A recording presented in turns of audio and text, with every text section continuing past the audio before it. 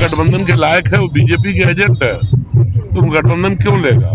कान खोल के सुन लीजिए, मैं कह देना चाहता हूं आपसे कि आपकी हैसियत तो लोगों ने खूब देखा बिहार की सड़कों पर। हैसियत तो इतनी है कि सड़क से लेके जब सदन में वो गरजते हैं बरसते हैं तो वक्त का प्रधानमंत्री भी चुप होकर के उनको सुनने का काम करता है। पूर्व केंद्रीय मंत्री अली अशरफ फातमी के एक बयान ने फिर से बिहार में सियासत में आग लगा दी। फातमी ने ओवैसी पर तंज कसते हुए कहा था बिहार में एआईएमआईएम की कोई हैसियत नहीं, लेकिन फातमी के इस बयान ने एमआईएम खेमे की ओर ज्यादा आक्रामक कर दिया। दरभंगा के क्यूटी विधानसभा क्षेत्र से संभावित उम्मीदवार शकीलुर रहमान ने मंच से तीखा हमला बोलते हुए कहा, फातमी साहब के बयान गैर हकीकत है। बिहार की जनता एमआईएम और ओवैसी साहब के कामों को जानती है। अब हमें नज़रअंदाज करने का ज़माना लग गया। जो लोग एमआईएम की ताकत को छोटा समझ रहे थे, उनकी राजनीति में खुद ही छोटा हो गया है। सीमांचल से लेकर दरभंगा तक एमआईएम नेताओं ने एकजुट होकर फातमी पर निशाना साधा और कहा कि बिहार की राजनीति में अब एमआईएम को रोकना किसी के बस की बात नहीं। ये तमाम चीज़ें शकीलुर रहमान सीमांचल में इन दिनों असदुद्दीन ओवैसी साहब के दौरे पर हैं, उसी क्रम में यह बयान सामने आया है शकीलुर रहमान का, जो एमआईएम के प्रत्याशी हैं क्यूटी विधानसभा से संभावित। उन्होंने एक बड़ा बयान देते हुए फातमी पर बड़ा हमला बोला है। बाकी देखिए उन्होंने मंच पर से क्या कुछ कहा फातमी को लेकर, वो हम आपको वीडियो में आगे सुना रहे हैं। मेरे अमोर के भाइयों और हिंदू भाइयों को मेरा नमस्कार, आदाब।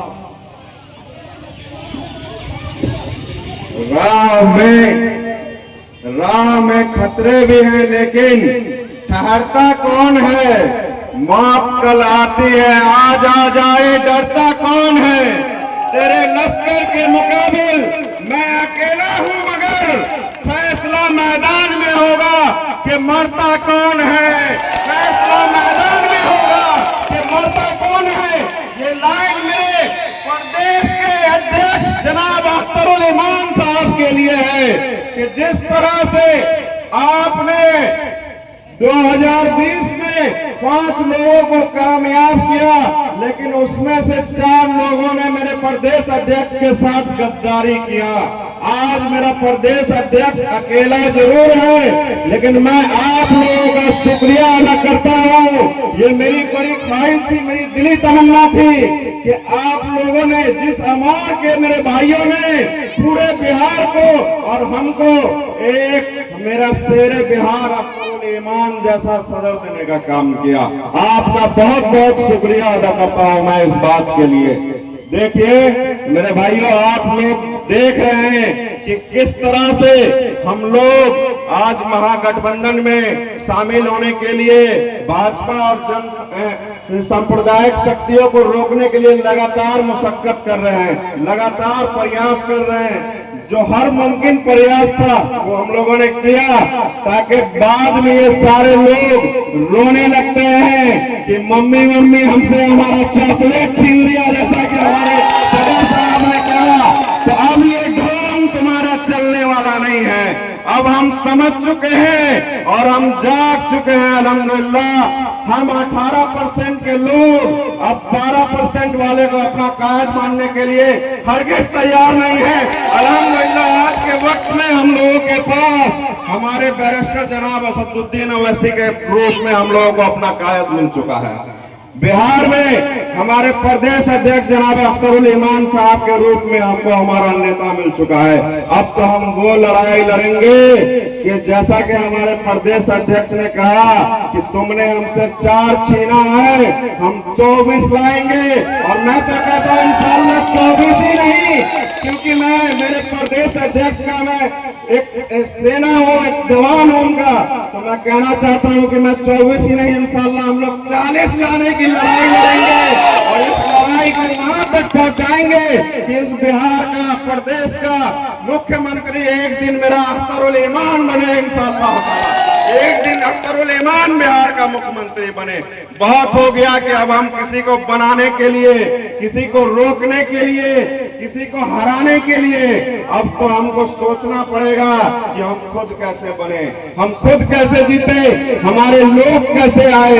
आज आप देख रहे हैं कि किस तरह से 2% 5% के लोगों का अपना एक नेता है, अपनी एक पार्टी है जो अपनी सीट भी नहीं बचा पाता, कहता है कि हम डिप्टी सीएम बनेंगे।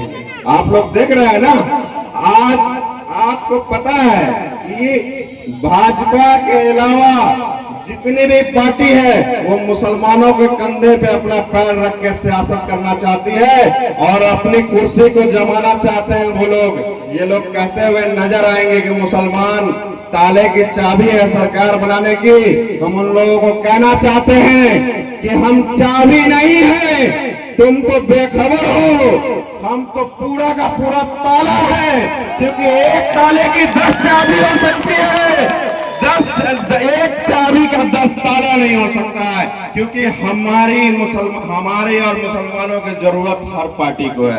आज तो मैं बड़े अफसोस के साथ कहता हूं कि मेरे कुछ भाई जमशुरात जैसी पार्टियों का समर्थन कर रहे हैं, उसका प्रचार प्रसार कर रहे हैं, जिसके सुप्रीमो ये कहते हुए पाए जाते हैं कि सरकार बनाने के लिए मुसलमानों की जरूरत नहीं है। तो हमको सब पता है कि सरकार बनाने के लिए किसकी जरूरत है और किसकी नहीं है। इंशाअल्लाह ताला मिशन 2025 के तहत इन लोगों को करारा जवाब देने का काम करेंगे। और मैं आप लोगों का शुक्रिया अदा इसलिए भी करना चाहता हूं कि आज मैं मेरे प्रदेश अध्यक्ष के कर्म क्षेत्र में अमौर में आया हूं और आप लोगों का शुक्रिया है कि आप लोगों ने मजलिस को पहले पहचाना, मजलिस को मजबूत किया। इंशाअल्लाह ताला जिस तरह से आज सीमांचल में आप लोगों ने मजलिस को मजबूत करने का काम किया है, मैं मिथिलांचल की सरजमीन दरभंगा से आता हूं। हम लोग इंशाअल्लाह ताला बिहार का दूसरा सीमांचल मिथिलांचल को बनाने का काम करेंगे।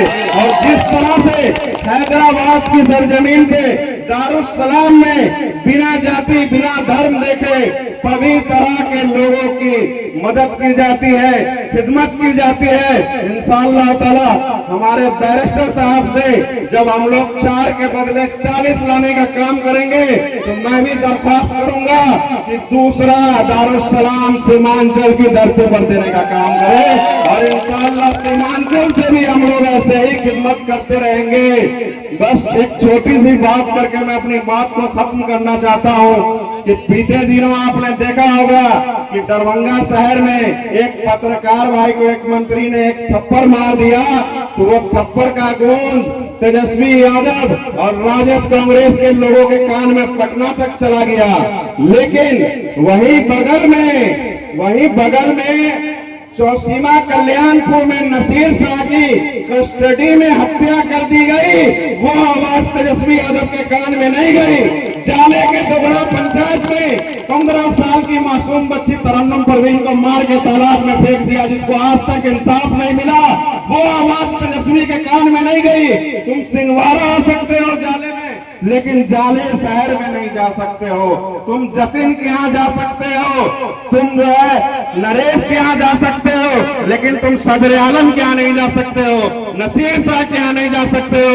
अब ये खेल चलने वाला नहीं है, हम समझ चुके हैं तुम्हारा खेल। और जो मेरे मुसलमान भाई कुछ राजद में अपने आप को बड़े कद्दावर नेता समझते हैं, मिथिलांचल की जमीन पर उन लोगों का भी हाल हमने वोटर अधिकार यात्रा में देखा कि किस तरह से उसकी गाड़ी पे मुकेश सहनी आंध्रा तेलंगाना से आए हुए लोगों की जगह तो थी, लेकिन वो बड़े कद्दावर नेता कहलाने वाले लोग एचआरडी मिनिस्टर रहे हुए, दूरसंचार मंत्री रहे हुए, बिहार वित्त मंत्री रहे हुए, मौजूदा राज्यसभा सांसद, ऐसे लोगों की उस गाड़ी पर जगह नहीं थी। भीड़ का हिस्सा बने हुए थे, अपना मोबाइल और पर्स चोरी करवा रहे थे। वो आदमी मीडिया में कहता हुआ पाया जाता है कि एमआईएम वालों की हैसियत नहीं है बिहार में चुनाव लड़ने की। तो कान खोल के सुन लीजिए, मैं कह देना चाहता हूं आपसे कि आपकी हैसियत तो लोगों ने खूब देखा बिहार की सड़कों पर। इंशाअल्लाह ताला आप जिसकी बात करते हैं उसकी हैसियत तो इतनी है कि सड़क से लेके जब सदन में वो गरजते हैं बरसते हैं तो वक्त का प्रधानमंत्री भी चुप होकर के उनको सुनने का काम करता है, अपने लोगों को रोकता है कि इनको बोलने दिया जाए। अगर इसको रोकेंगे तो ये और बढ़ेगा। सच की एक आदत होती है कि सच्चाई को जितना दबाओगे उतना ही तेजी से सच ऊपर आता है। इसलिए बहुत सारे भाई मेरे यहाँ बैठे हैं, एक छोटी सी बात से मैं अपनी बात खत्म करता हूँ कि जुल्म के साए में लब खोलेगा कौन, हम भी चुप रहेंगे तो फिर बोलेगा कौन। खुद को अगर जिंदा समझते हो तो गलत का विरोध करना सीखो, गलत पर आवाज उठाना सीखो, सवाल करना पूछो। ये चारों गद्दार जब आपकी बस्ती में आएंगे, राजद कांग्रेस के लोग, भाजपा के लोग आपकी बस्ती में आएंगे तो इनको खाली हाथ मत लौटाइएगा।